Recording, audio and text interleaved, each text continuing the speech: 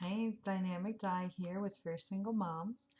I am actually here in the middle of the night because I started doing some more research. I mean, I'm one of those people, once I start researching, I research so many different things, especially like they say, information's at our fingertips. But I wanted to come at you today with the numbers.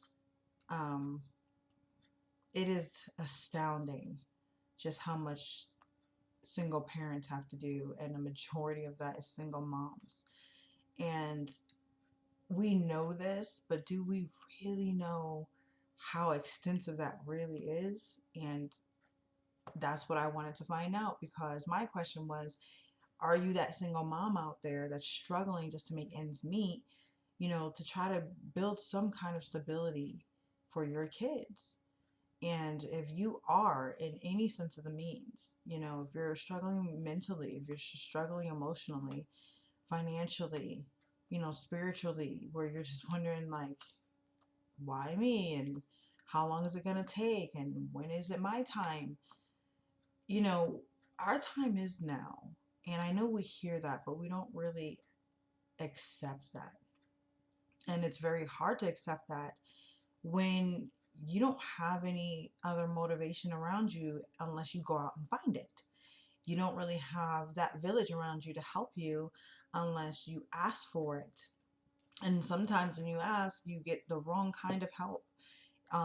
Whether they have good intentions or bad, it just may not be what you're needing. Or you may, have been hurt so much that you shun it, or you feel ashamed by it, where you don't want people to know what's going on.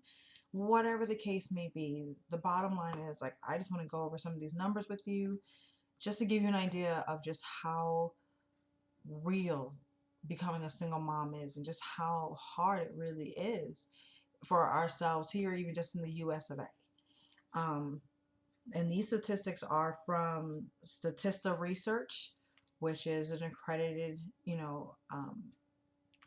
research and government fact site. So is Pew Research Center, which they even call Fact Tank for a reason, and also the PRB.org, where their focus is on, theirs is the latest, which is their focus was on the US Census 2020 and the American community. So it's not like these aren't things that you can go out and look and check in all realness on our US government census and what's going on in our fluctuations up until this point of 2020. Um, but just to get into it really quick. Excuse me. So the number of U.S. kids with single parent families from the 1970s just until 2019. Obviously, it would be easier to calculate pre-pandemic. Um, it has risen on a average of 58%. 58% and rising for children who are under 18 to have a single parent family household. And mind you, that is just under 18. So as this is calculated, it is calculated up to almost every 5 years since 1970, and then every year thereafter, once it hit about 2010, due to the fact that it's a more recent decade. And 58% of an increase are with single parents. Out of that, it comes down to 15.76 million of those parents are moms as of by 2019, and 3.23 million of those were single fathers. So 15.76 million are single moms, while only 3.23 million are single fathers. I mean, that's high regardless, but the extensive difference in just how hard this really is becoming. I'll just finish. From 1970, the average single parent home was 7,452 were moms, 748 were dads. 10 years later, 1980, it jumped up to 11,406 were moms, single parent moms, and 1,060 were single dads. In 1990, 13,874 were single moms. 1,993 were single dads. By 2000, it was 16,162 were single moms. 3,058 were single dads. Mind you, I just went by every just 10 years. So just an average of just within every 10 years, at least 3,000 to 4,000 each 10 years, it doubled up between 3,000 to 4,000 on how many single moms we were gaining. And that's not to mention how much is calculated in between those 10 years and how much is calculated each year in between that. Like, geez. And you wonder why it's 15.76 million right now calculated that are single moms. Again, from 1970 just to 2019, a 58% increase.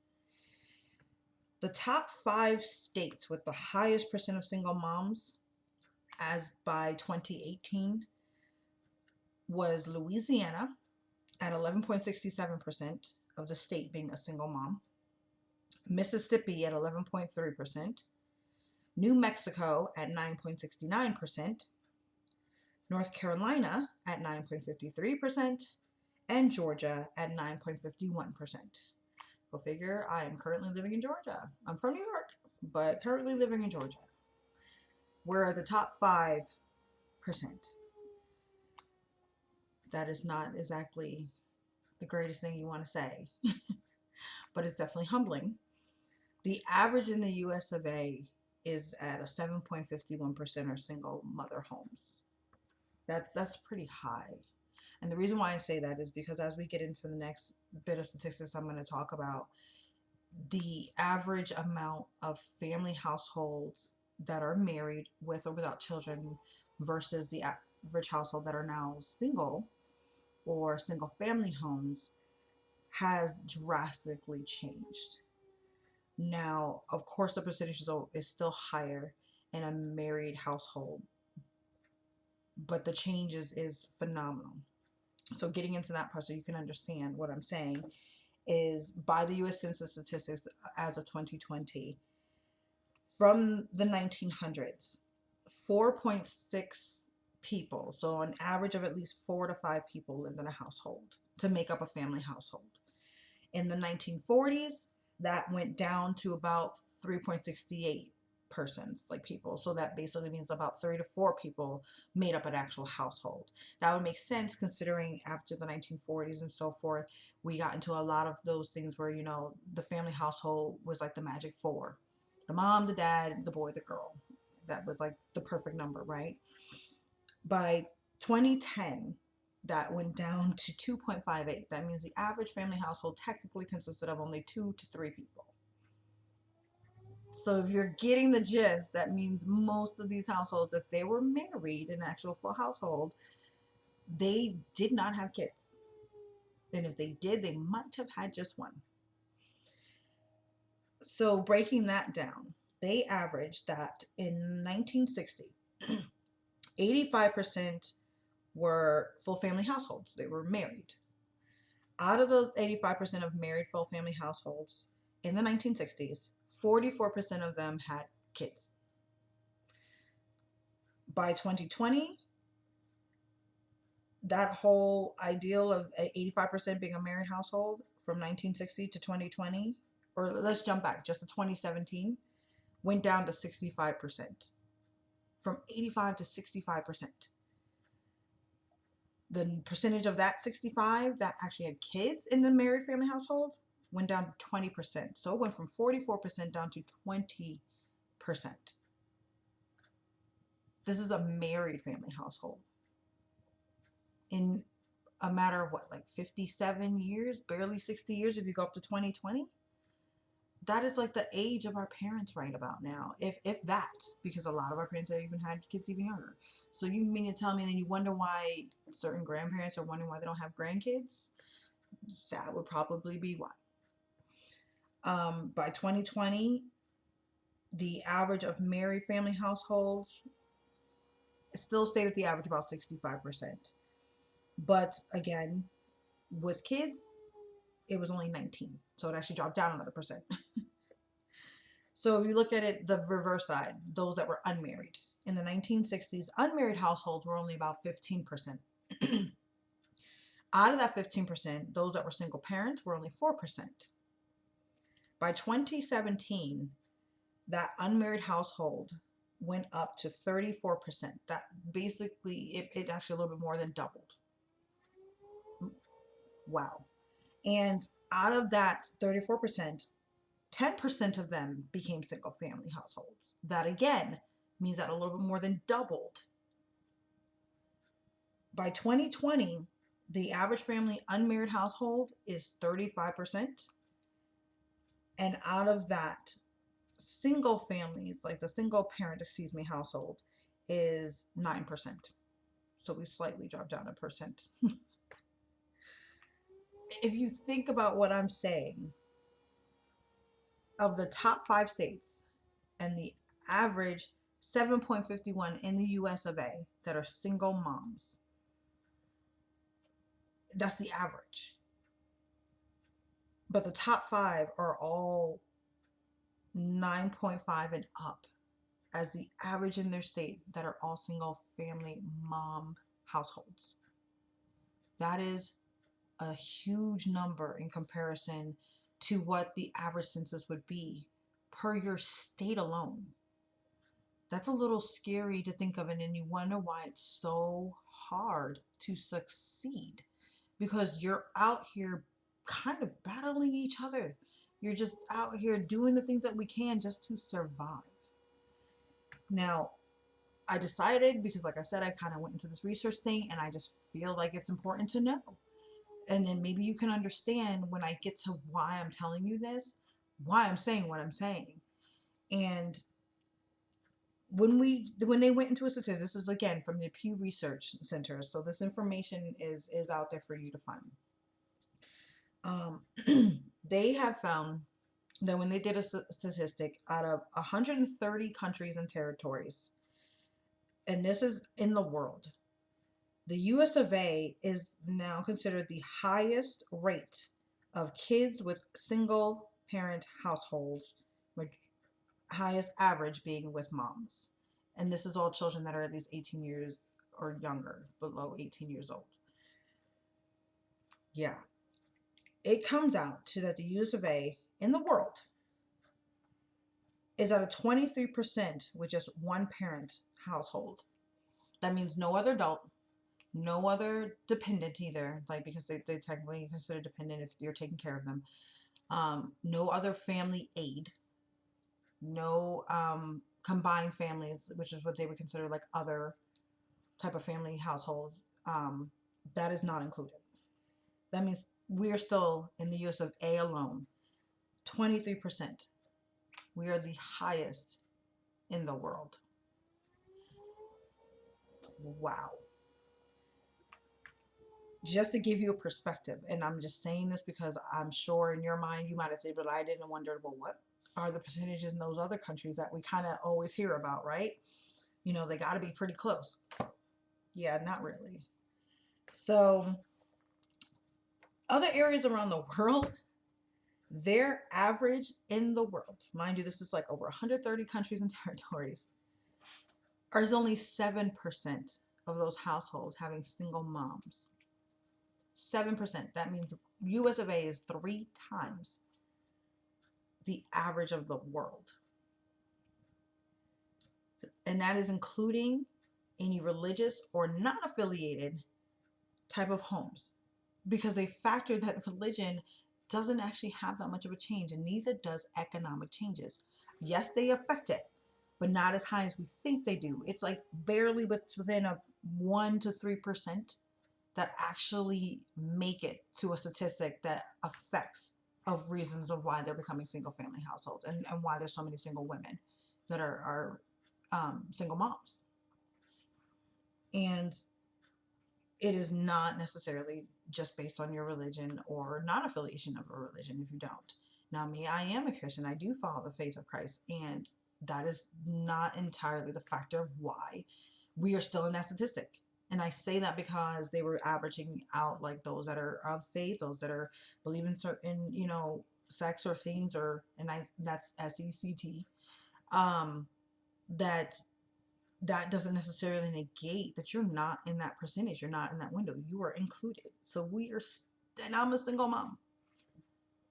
Oh my gosh.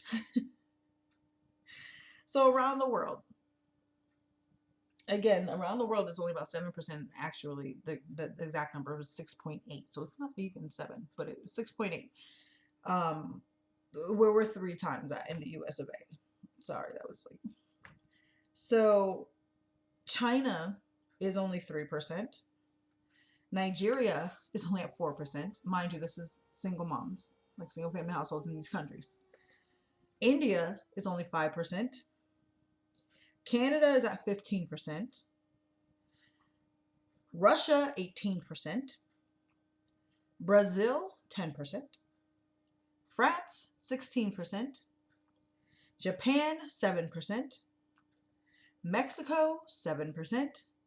And the only one that came close to us was the Ukraine at 21%. The Ukraine. No offense, but I don't really know anything about the Ukraine, so that's a little bit of a slap in the face. US of A, 23%. So again, when I asked that, and then mind you, these percentages are also considered off the poverty line. So you're not even living a comfortable median lifeline. You're actually on that poverty line. This is the highest percentage in the world of single mother homes on the poverty line. Yeah, probably should have played like a cricket sound or something right then, because like, dang. Really? So going back to my original question, are you a single mom struggling to make ends meet? Just to survive? Just to provide for your kids? And if the answer is yes, I wonder why. I wonder why. You are not alone. And that is actually quite unfortunate. But at the same time, it's happening. It is happening. It is statistically proven by the time it was 2019, pre, COVID and the horribleness with the pandemic, and then even statistically proven even by the time it was 2020 and they went back to our US census, that we have doubled in percent from just the 1960s. So if you compare it to even before then, just the 1900s in comparison to a century, it's actually more than double. It's about a third. Where we are now the higher statistics of expecting to have a household by ourselves. And granted, that doesn't necessarily negate, how that might have happened, because of course divorce in the US of A is actually still one of the highest too, because half of marriages in the US of A still end in divorce. So that could have been part of the statistic. Unfortunately, you're also becoming widowed, but a large portion of that is just for the fact that they're not married. They're not even getting into that point to be in the census of considered a marriage. And that, like I said, was already said, per the marriage households comparison to the marriage households with kids, as well as the unmarried family household, and what that means as a percentage that are single moms out of that unmarried household. It's just, the numbers aren't lying to you. And if that is the case, just on paper, I can't imagine how other single moms would feel so underappreciated, and that lack of self-worth, and that just, oh my gosh, I'm at my wit's end. I'm just done. And we can't seem to find any financial groove. We hear that we're supposed to budget. We know that we should. We know, some of us even know how to. Some of us are bomb at it. Some of us suck at it. I sucked at it for a long time. And it wasn't because I didn't get the numbers. It wasn't because I didn't understand money. Well, take that back. I probably didn't. But it was just a matter of the fact that, you know what? At the end of the day, everything that we thought we were doing the right way, this is the numbers online. It's not that we're doing the wrong thing. It's just that, do you really know how to stop being just a poverty line statistic. If you don't, then I would like you to join me.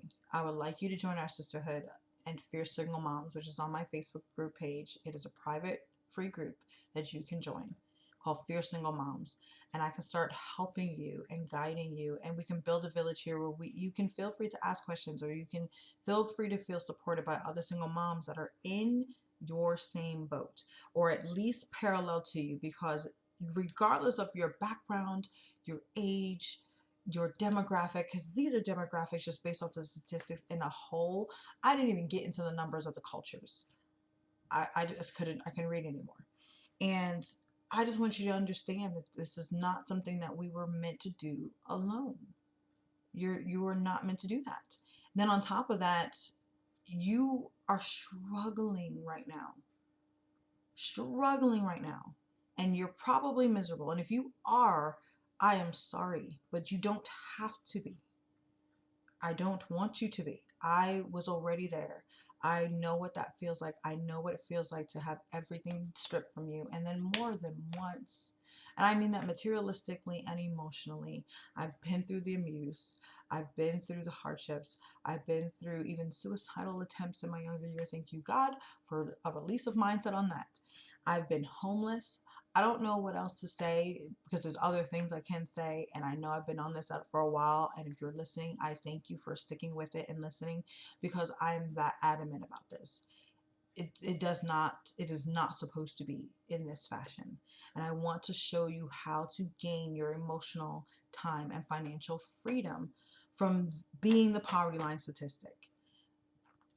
I mean, I no longer could be the poverty line statistic. I cannot. I cannot. And one thing that I've always liked in my devotionals and motivationals, and it's actually said by Denzel Washington, I don't know if he got it from someone else, but I liked it when he said it, was each one teach one. Each one teach one.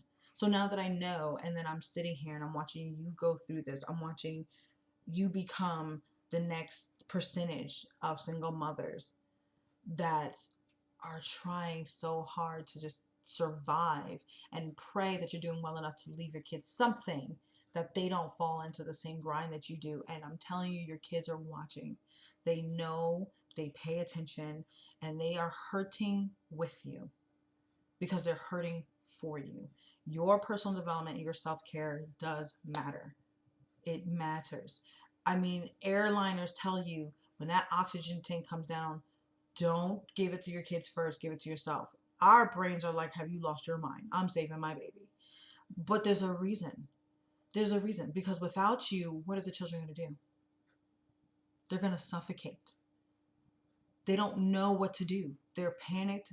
They're not calm. They're following your lead and example of what the right thing to do is. So yes, put on your oxygen mask, show them what to do, and then save your child.